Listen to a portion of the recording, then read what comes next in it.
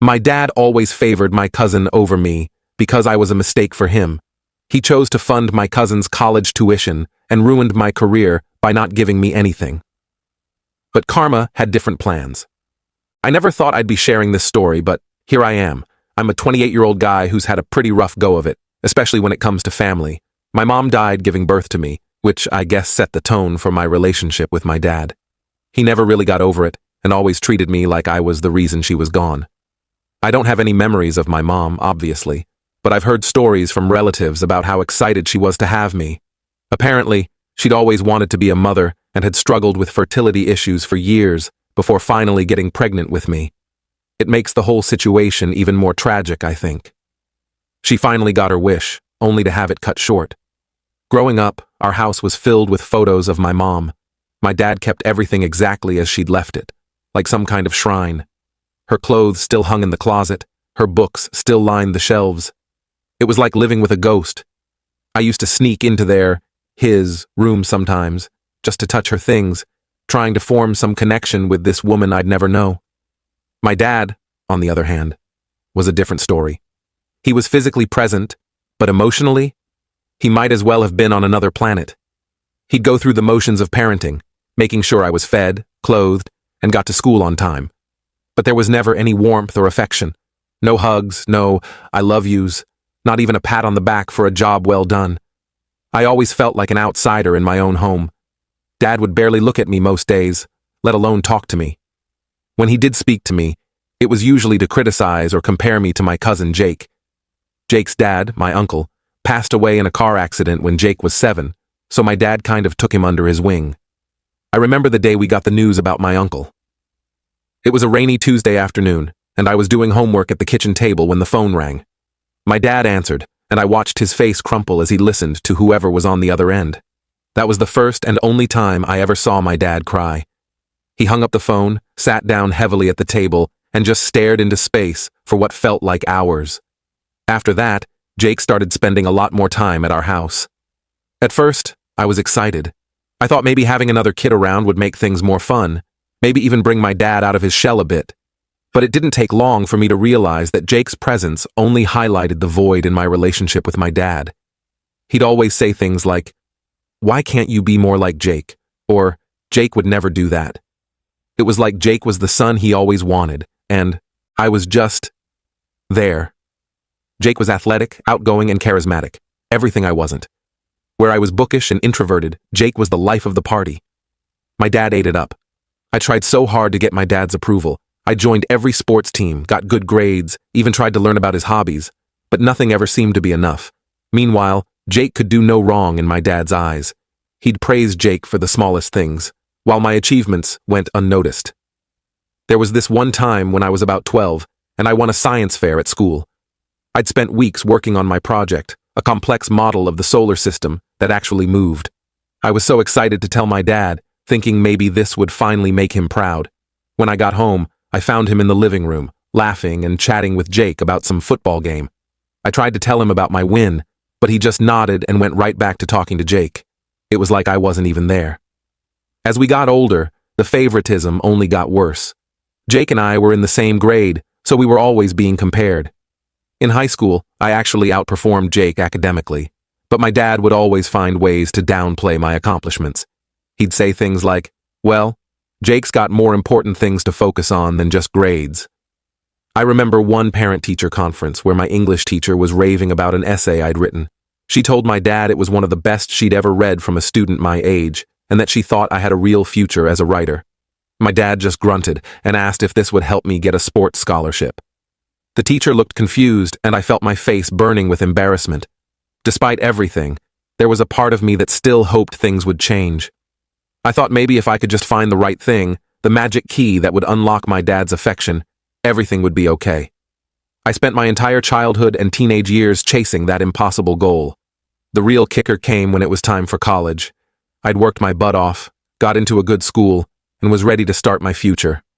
I knew money would be tight, but I figured my dad would help out at least a little. Boy, was I wrong. I'll never forget the day I overheard my dad on the phone with Jake, telling him he'd pay for his entire college tuition. My heart sank. When I asked my dad if he could help me out too, He looked at me like I was crazy. He said, "I can't afford to pay for both of you, and Jake needs it more." Just like that, my college dreams went up in smoke. I tried to make it work anyway. I got a part-time job at a local diner working evenings and weekends. I applied for every scholarship I could find, but it wasn't enough. The stress was overwhelming. I was trying to keep up with my classes, work enough hours to make money and still find time to study and sleep. Something had to give. I ended up having to drop out after the first semester. I couldn't afford it on my own, and the part-time jobs I could get weren't nearly enough to cover tuition. Meanwhile, Jake was living it up at a prestigious university, all on my dad's dime. He'd post pictures on social media of his fancy dorm room, the spring break trips he was taking, the new laptop my dad had bought him for school. Each post felt like a knife twisting in my gut. That was the last straw for me. I packed up my stuff and left home. I cut off contact with both my dad and Jake. It hurt like hell, but I knew I had to get away from that toxic environment. I couldn't keep living in the shadow of my dead mother and the cousin who'd somehow taken my place in my father's heart. The past few years have been a struggle, to say the least. I've been working odd jobs, trying to make ends meet. I've waited tables, worked construction, done night shifts at gas stations, whatever it took to keep a roof over my head and food in my stomach. It's been hard, especially seeing updates from Jake on social media about his amazing college experience and the great job he landed after graduation. But I'm slowly building a life for myself, on my own terms. I've got a decent job now, nothing fancy, but it pays the bills. I'm a manager at a local bookstore. It's not what I imagined for myself, but I enjoy being surrounded by books all day. I'm even taking some night classes at the community college, trying to get that degree I always wanted. It's not easy, but at least I'm doing it on my own. I've made some good friends along the way, people who accept me for who I am, not who they want me to be. They've become the family I never really had. We have weekly game nights, go on camping trips when we can afford it, and are there for each other through thick and thin. It's not perfect, but it's mine, and that means something. I thought I'd left all that family drama behind me, but life has a funny way of throwing curveballs when you least expect them. Yesterday, I got a call from a number I didn't recognize. When I answered, I was shocked to hear my dad's voice on the other end. It's been 3 years since we last spoke, and now he's reaching out for help. I'm not sure how to feel about this, but I know one thing for sure. I'm not that same kid desperate for his approval anymore. Update 1. It's been a week since my dad's unexpected call, and I'm still processing everything that happened. When I heard his voice on the phone, it brought back a flood of memories, most of them not so great. He sounded different, though, older, more tired, and desperate. He started off with small talk, asking how I was doing. It felt weird and forced, like he was trying to pretend the last few years hadn't happened. Then he got to the real reason for his call. He needed money. A lot of money. At first, I was too shocked to respond. This man, who had never given me a dime for college, who had chosen my cousin over me time and time again, was now asking me for financial help. The irony wasn't lost on me. When I finally found my voice, I asked him why he was coming to me. What about Jake, his golden boy? Shouldn't he be the one to help out? My dad got quiet for a moment, then mumbled something about Jake being busy with his new job and not having the means to help right now. I couldn't help but laugh. After years of being told how much better Jake was, how he deserved the opportunities I didn't, now I was supposed to be the one to step up? I told my dad exactly what I thought about that idea. I suggested he go talk to Jake instead, since he was always the favorite anyway. There was a long silence on the other end of the line. Then my dad started to say something about how he regretted some of the choices he'd made, how he wanted to make things right. But I cut him off. I told him it was too little, too late. I'd spent years trying to earn his love and approval, and now that he needed something from me, he was ready to play the remorseful father. I ended the call shortly after that. As soon as I hung up, I felt a mix of emotions wash over me. Part of me felt guilty for turning him away.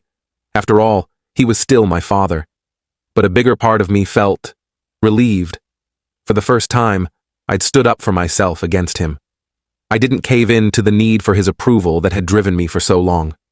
The next few days were tough. I kept replaying the conversation in my head, wondering if I'd done the right thing. I thought about all the times I'd needed help and he wasn't there for me. The college tuition, sure, but it was more than that. All the little moments where a kid needs their dad, School events, advice about girls, learning to drive. He'd been absent for all of it. I remembered my first heartbreak when I was 16. Her name was Sarah, and I thought she was the one. We'd been dating for 6 months when she broke up with me for one of the football players. I was devastated. I came home that day, eyes red from crying, and my dad was in his usual spot on the couch watching TV. He barely looked up when I walked in. I stood there for a moment, hoping he'd ask what was wrong, but he just grunted and told me I was blocking the screen. I went to my room and cried myself to sleep that night, or the time I got my driver's license. Most of my friends' dads had taught them how to drive, but not mine. I had to beg my neighbor, Mr. Johnson, to teach me. When I finally passed the test, I came home excited to share the news. My dad was in the garage, working on his car with Jake. I showed them my new license, and Jake congratulated me.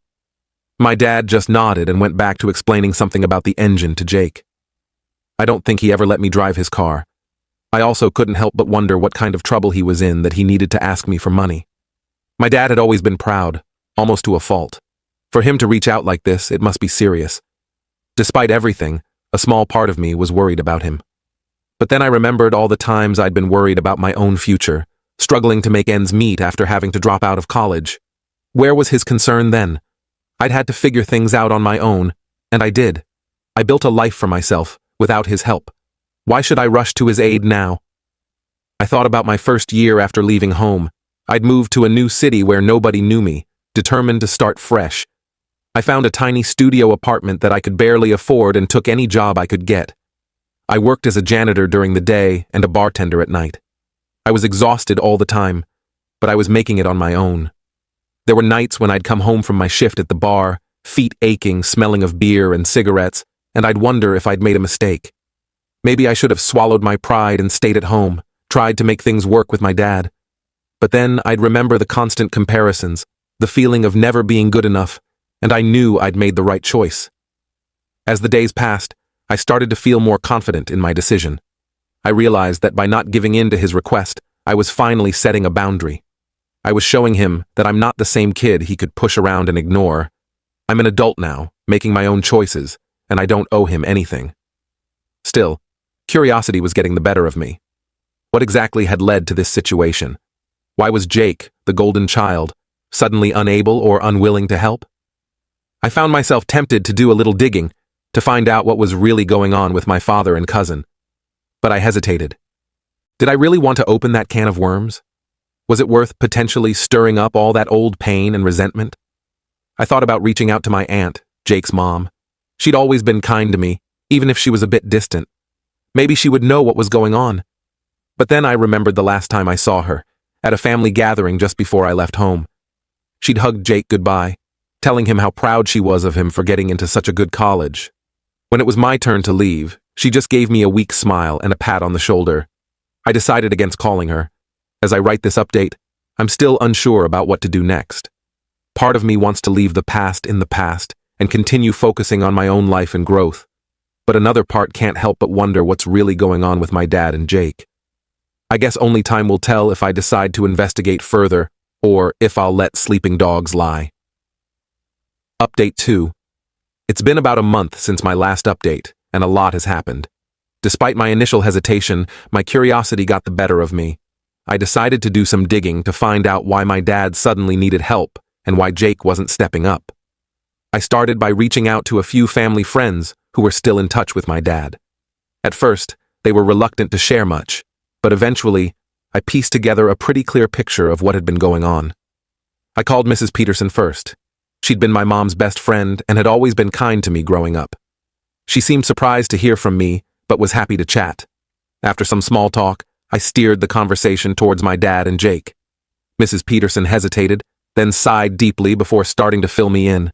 It turns out that my dad had gone all in on supporting Jake, way beyond just paying for his college tuition. He'd helped Jake with the down payment on a house, bought him a car, and even invested in a business venture Jake wanted to pursue. To do all this, my dad had taken out loans and maxed out his credit cards. He was drowning in debt, all for the sake of giving Jake the life he thought he deserved. Mrs. Peterson told me about a conversation she'd had with my dad a few years back. He'd been bragging about Jake's successes, talking about how he was going to be a big-shot businessman one day. When she asked about me, my dad had just shrugged and said he hoped I was doing okay. The indifference in his voice had shocked her.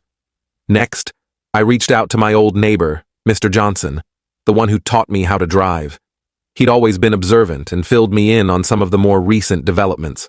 Apparently, Jake had convinced my dad to invest in a startup he was launching with some college friends. It was some kind of tech company, but Mr. Johnson wasn't clear on the details. What he did know was that my dad had remortgaged the house to get the money for the investment. The kicker? Jake's new job, the one my dad had bragged about, wasn't going so well. The business venture had flopped, and Jake was struggling to make ends meet himself. When my dad turned to him for help with the mounting debt, Jake apparently told him he couldn't spare anything right now.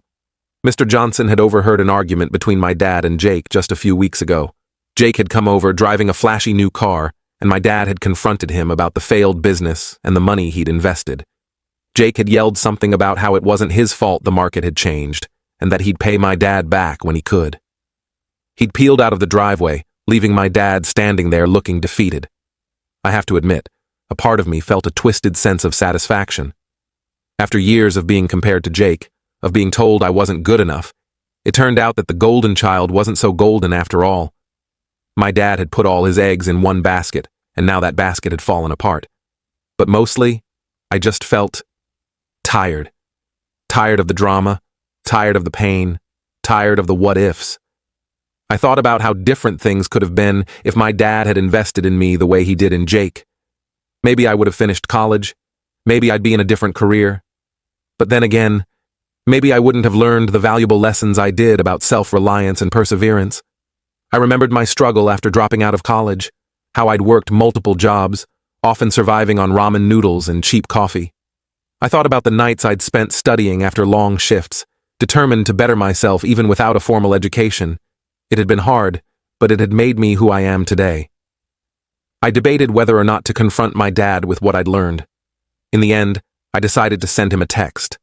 I told him I knew about the situation with Jake and the debt. I didn't offer help, but I didn't gloat either. I simply said that I hoped he could see now that the choices he made had consequences, not just for me, but for him too. He replied a few hours later. His message was long, full of apologies and regrets. He said he realized now how unfairly he'd treated me, how he'd let his grief over my mom's death cloud his judgment. He talked about how proud my mom would have been of the man I'd become, despite his failures as a father. He asked if we could meet to talk things over. I sat with that message for a long time, unsure how to respond. On one hand, a small part of me, the part that was still that little boy desperate for his dad's love, wanted to say yes. I imagined a scenario where we'd meet, talk things out, and magically repair our relationship. But the adult I've become, the one who's had to fight for everything I have, knew better. I thought about all the milestones my dad had missed, my high school graduation, where I'd scanned the audience hoping to see his face, only to be disappointed, my first apartment, which I'd furnished with second-hand items and a lot of determination, the promotion I'd recently gotten at the bookstore, which had no one to celebrate it with except my friends. In the end, I replied that I wasn't ready for a meeting. I told him that while I appreciated his apology, words alone couldn't undo years of neglect and favoritism. I said that I needed time and space, and that he needed to respect that. I also made it clear that I wouldn't be bailing him out financially. His choices had led him to this point, just as my choices had led me to where I am. It wasn't my responsibility to fix his mistakes. As I sit here writing this update, I feel lighter somehow. Not happy exactly, but like a weight has been lifted. For so long, I carried the burden of trying to earn my dad's love, of wondering what was wrong with me that made him favor Jake. Now I see that it was never about me at all. It was about his own issues, his own inability to deal with loss and grief. I don't know what the future holds for my relationship with my dad, or lack thereof. Maybe someday we'll be able to have a real conversation about everything that's happened. Maybe not. For now, I'm focusing on my own life, my own growth. I'm continuing with my night classes, working towards that degree. I'm building relationships with people who value me for who I am, not who they want me to be. Last week, I helped my friend Sarah, not the same Sarah from high school, move into her new apartment. As we were unpacking boxes and arranging furniture, I realized that these connections, this chosen family, is what really matters. Not the approval of someone who was never able to see my worth. It's not always easy, but I'm making my own way. And for the first time in a long time, I feel like I'm exactly where I'm supposed to be. I'm not sure what tomorrow will bring, but I know I'll face it on my own terms, with the strength I've built through years of self-reliance. That's something my dad and his favoritism can never take away from me.